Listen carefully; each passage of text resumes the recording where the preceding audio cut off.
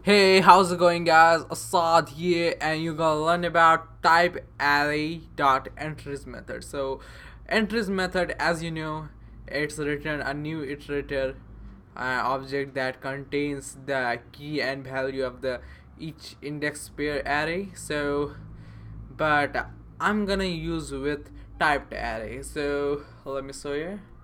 Yeah, this is example of only array, and I'm gonna show you now is use a const to create uint 8 and use the new operator for use the constructor uint 8 array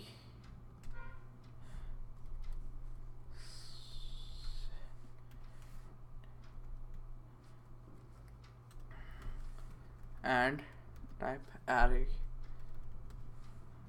When we do that, pass array of 10, like just follow me, 10 comma 20 comma 30 comma 40 comma 50. And now what we're gonna do, make a EAR equals an uint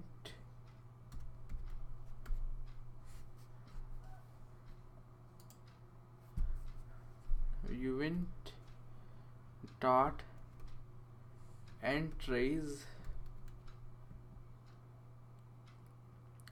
Use that, and now what we're gonna do,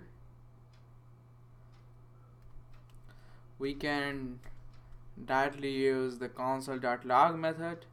Let me show you. If we do like EAR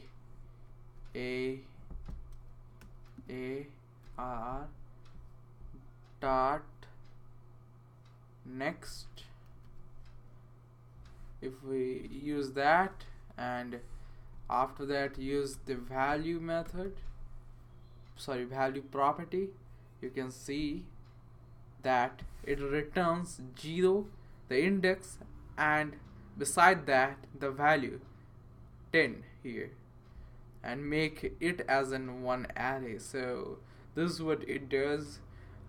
You can do like copy that and paste that, see 1 comma 20, and you don't want to show, like you don't want to print that, so you can do this.